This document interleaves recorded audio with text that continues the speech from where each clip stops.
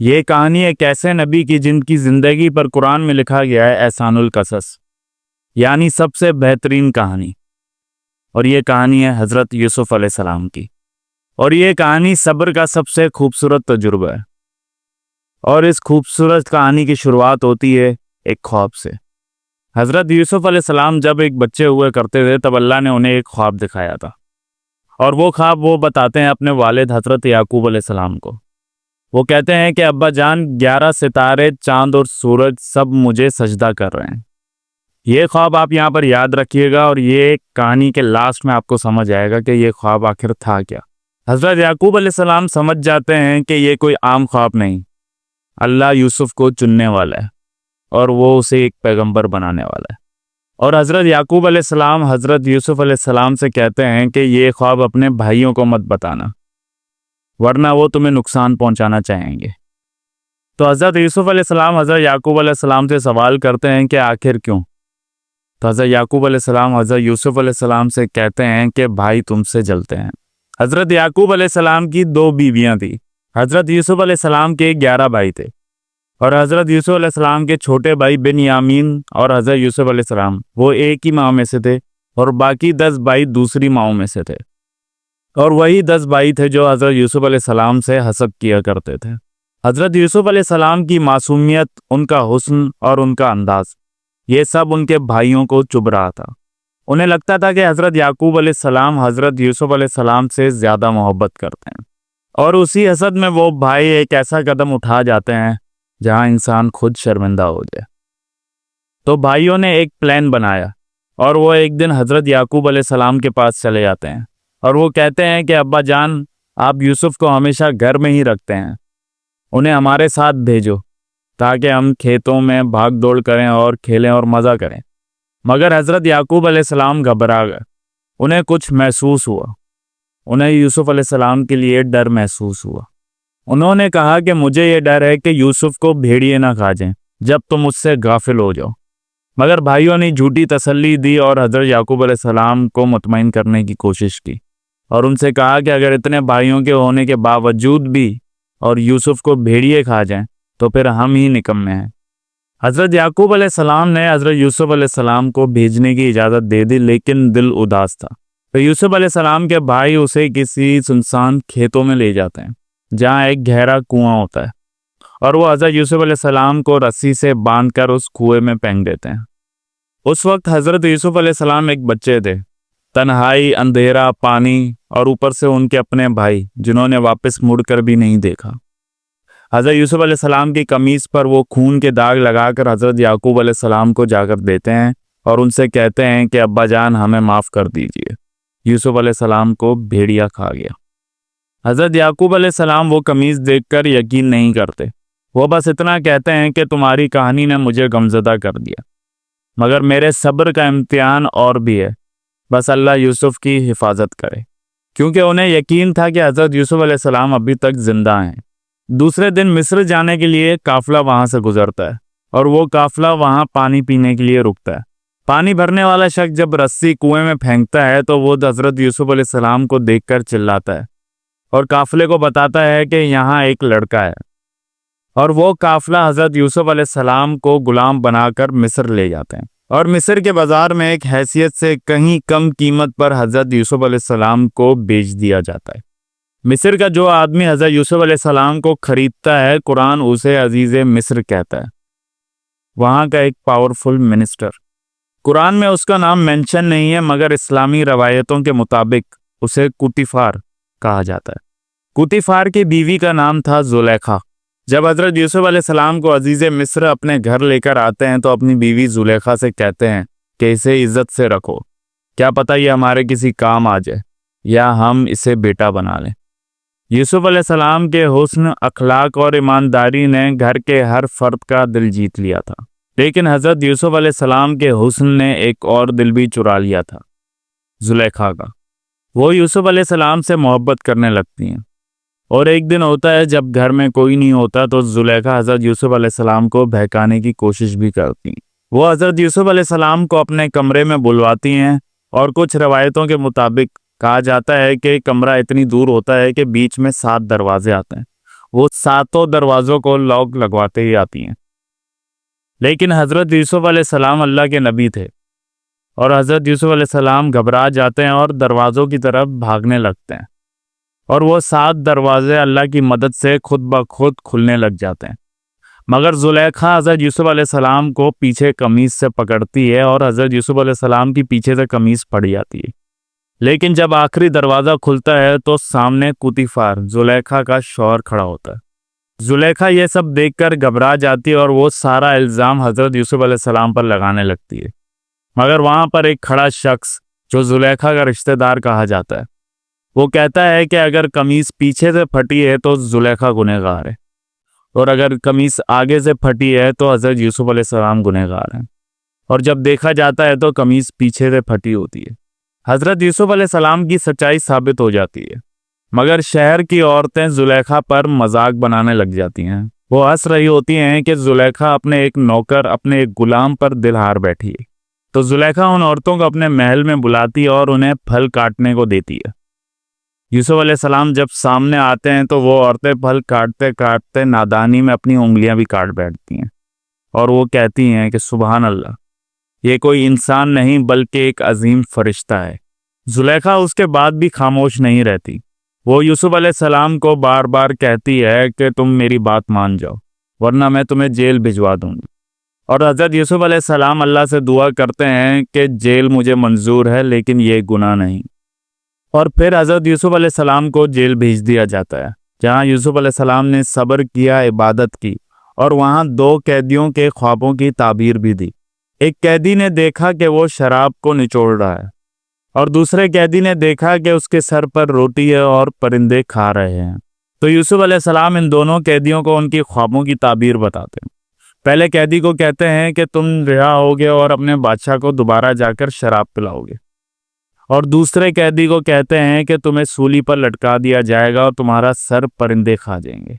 اور کچھ وقت کے بعد ایسا ہی ہوتا ہے جیسا حضرت یوسف علیہ السلام نے کہا تھا۔ مصر کا بادشاہ ایک رات ایک عجیب خواب دیکھتا ہے۔ وہ کہتا ہے کہ میں نے ایک خواب دیکھا جس میں 7 موٹی اور اچھی گائے 7 دبلی اور کمزور گائے کو کھا رہی ہیں، اور 7 ہریالی والے سالوں کے بعد 7 سوکھے سال بھی آتے ہیں۔ بادشاہ یہ خواب دیکھ کر گھبرا جاتا ہے اور سب پادریوں، وزیروں اور اپنے جادوگروں کو بلواتا ہے، مگر کوئی بھی اس کی تعبیر نہیں دے پاتا۔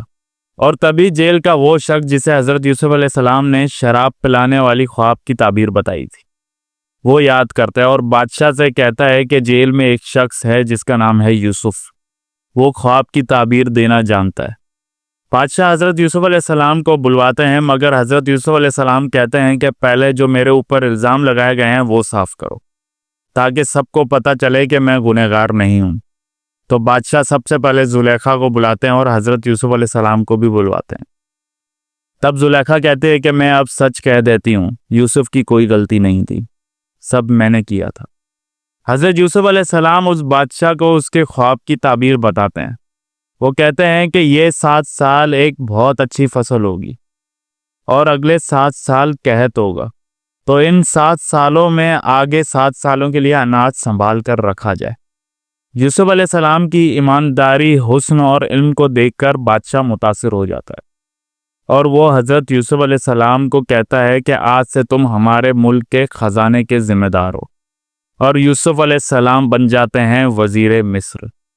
7 سال بعد حضرت یوسف علیہ السلام کی خواب کی تعبیر سچ ہو جاتی ہے، اور ملک بھر میں قحط آنے لگ جاتا ہے، اور یہ قحط صرف مصر تک محدود نہیں ہوتا، آس پاس کے علاقوں میں بھی پھیل جاتا ہے۔ تو آس پاس کے لوگ بھی حضرت یوسف علیہ السلام سے اناج لینے آتے تھے، اور ایک دن حضرت یوسف علیہ السلام کے اپنے بھائی جنہوں نے کسی دن کنویں میں پھینک دیا تھا، وہ بھی اناج لینے حضرت یوسف علیہ السلام کے پاس آ پہنچتے ہیں، اور حضرت یوسف علیہ السلام انہیں پہچان لیتے ہیں، مگر وہ حضرت یوسف علیہ السلام کو پہچان نہیں پاتے۔ حضرت یوسف علیہ السلام اپنے بھائیوں کو اناج دے دیتے ہیں، مگر ان سے کہتے ہیں کہ اگلی بار آؤ تو اپنے چھوٹے بھائی بن یامین کو بھی ساتھ لانا، ورنہ اناج نہیں ملے گا۔ اور حضرت یوسف علیہ السلام کے بھائی جو اناج خریدنے کے لیے مال اپنے ساتھ لائے تھے، حضرت یوسف علیہ السلام چپکے سے وہ مال بھی ان کے راشن میں واپس بھیج دیتے ہیں، تاکہ بن یامین کو آنے کی اجازت دے دی جائے۔ اور اب دوسری بار اناج لینے کے لیے بھائی پہنچتے ہیں، اور اس بار بنیامین بھی ساتھ ہوتا ہے۔ حضرت یوسف علیہ السلام بنیامین کو وہاں روکنا چاہتے ہیں تو ایک پلان بناتے ہیں۔ وہ اپنا ایک پیالہ، ایک کپ بنیامین کے اناج کے سامان میں چھپا دیتے ہیں، اور وہ کہتے ہیں کہ ہمارا بادشاہی پیالہ کہاں گیا، کس نے چوری کی؟ اور جب تلاشی ہوتی ہے تو بنیامین کے سامان سے نکلتا ہے۔ تو حضرت یوسف علیہ السلام بنیامین کو اپنے پاس روک لیتے ہیں، مگر حضرت یوسف علیہ السلام کے باقی بھائی پریشان ہو جاتے ہیں۔ وہ کہتے ہیں کہ ہمارے والد بہت بزرگ ہیں، اور اگر انہیں پتہ چلا کہ بنیامین کو آپ نے اپنے پاس رکھ لیا ہے تو وہ غم میں ہی مر جائیں گے۔ اور یوسف علیہ السلام کا ایک بھائی یہودا، وہ کہتا ہے اپنے بھائیوں سے کہ میں واپس نہیں لوٹوں گا جب تک ابا اجازت نہیں دیں گے۔ تو وہ وہیں رک جاتے ہیں بنیامین کے ساتھ، اور باقی بھائی واپس لوٹ جاتے ہیں۔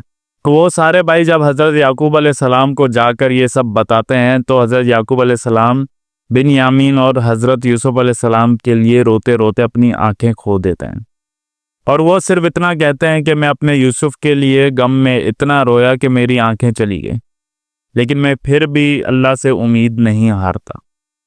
اور وہ سب بھائی جب حضرت یوسف علیہ السلام کے پاس واپس پہنچتے ہیں تو حضرت یوسف علیہ السلام اپنا راز کھول دیتے ہیں، اور وہ کہتے ہیں کہ کیا تمہیں یاد ہے کہ میں جب چھوٹا تھا تب بھی تم لوگوں نے مجھے کنویں میں پھینک دیا تھا، اور آج اللہ نے مجھے اتنی عزت دے دی۔ اور سب بھائی شرمندہ ہو جاتے ہیں اور یوسف علیہ السلام سے معافی مانگنے لگتے ہیں۔ وہ کہتے ہیں کہ ہم گنہگار ہیں، ہمیں معاف کر دو۔ اور یوسف علیہ السلام کہتے ہیں کہ کوئی بات نہیں، اللہ بھی تمہیں معاف کرے اور میں بھی تم سے بدلہ نہیں لوں گا۔ اور حضرت یوسف علیہ السلام اپنے بھائیوں کو اپنی ایک قمیض دیتے ہیں اور کہتے ہیں یہ میرے والد کے چہرے پر ڈال دینا، ان کی آنکھیں واپس آ جائیں گی۔ اور وہ بھائی جا کر حضرت یعقوب علیہ السلام کے چہرے پر وہ قمیض ڈالتے ہیں، اور حضرت یعقوب علیہ السلام کی آنکھیں واپس آ جاتی ہیں۔ ان کی آنکھوں کی روشنی واپس آنے کے بعد وہ کہہ اٹھتے ہیں کہ میں نہ کہتا تھا کہ میں وہ سب جانتا ہوں اللہ سے جو تم لوگ نہیں جانتے۔ حضرت یعقوب علیہ السلام اپنے پورے خاندان کے ساتھ مصر چلے جاتے ہیں، اور یوسف علیہ السلام کو جا کر گلے لگاتے ہیں، اور وہی یوسف جس کے بھائی انہیں کنویں میں چھوڑ آئے تھے، آج وہ وزیر مصر، اللہ کے نبی اور صبر کے تاجدار بنے بیٹھے تھے۔ پھر وہ لمحہ آتا ہے جب حضرت یوسف علیہ السلام حضرت یعقوب علیہ السلام اور اپنی والدہ کو تاج کے تخت پر بٹھاتے ہیں، اور پورا خاندان انہیں سجدہ کرتا ہے۔ اور وہی خواب جو حضرت یوسف علیہ السلام نے بچپن میں دیکھا تھا، آج وہ پورا ہونے لگتا ہے۔ 11 ستارے، سورج اور چاند سب یوسف کو سجدہ کر رہے تھے۔ وقت گزرتا گیا، اور حضرت یوسف علیہ السلام مصر کے ایک بڑے حکمران بن چکے تھے۔ اور ایک دن حضرت یوسف علیہ السلام ایک مصر کے بازار سے گزر رہے ہوتے ہیں کہ وہ ایک بوڑھی عورت کو دیکھتے ہیں جس کی آنکھوں میں آنسو اور اس کا چہرہ مرجھا چکا تھا، جس کا جسم کمزور تھا، اور وہ عورت تھی زلیخا جس نے حضرت یوسف علیہ السلام سے محبت کی تھی۔ آج اسی محبت نے اسے توڑ دیا تھا۔ اس کی دولت، اس کی شہرت، اس کا شوہر، اس کا حسن، سب کچھ تباہ ہو چکا تھا۔ اور حضرت یوسف علیہ السلام جب زلیخا کو دیکھتے ہیں تو کچھ دیر چپ رہ جاتے ہیں، اور پھر ان کی آنکھوں سے آنکھوں جھلک پڑتے ہیں، اور پھر وہ کہتے ہیں زلیخا سے کہ یہ آپ نے اپنا کیا حال بنا دیا ہے۔ تو زلیخا رو کر کہتی ہے کہ یوسف، میرا حسن اللہ نے تم پر فدا کر دیا تھا۔ میں تمہاری محبت میں تو گر چکی تھی، مگر اللہ کی محبت سے دور ہو چکی تھی، لیکن میں آج اللہ کے قریب ہو چکی ہوں۔ یوسف علیہ السلام اللہ سے دعا کرتے ہیں کہ یا اللہ، اس عورت نے توبہ کی ہے، اسے عزت دے اور اسے حسن اور روشن چہرہ عطا کر۔ اور اللہ نے یوسف علیہ السلام کی دعا قبول کی اور زلیخا کو ایک نئی جوانی عطا کی، اس کی آنکھوں کو نور دیا اور اس کو حسن واپس دیا۔ اور زلیخا کے اسلام قبول کرنے کے بعد حضرت یوسف علیہ السلام ان سے نکاح کر لیتے ہیں۔ یہ جو آخری واقعہ زلیخا اور حضرت یوسف علیہ السلام کو میں نے سنایا ہے کہ زلیخا بوڑھی ہو گئی اور دوبارہ جوانی آ گئی اور ان کا نکاح ہو گیا، یہ قرآن میں موجود نہیں ہے، مگر کچھ اسلامک روایتوں کے مطابق ایسا ہوا ہے، اور کچھ ایجپٹ کے ہسٹورین نے ایسا لکھا ہے۔ تبھی کسی شاعر نے کہا ہے، حسن یوسف سے مکمل ہوا اور عشق زلیخا سے۔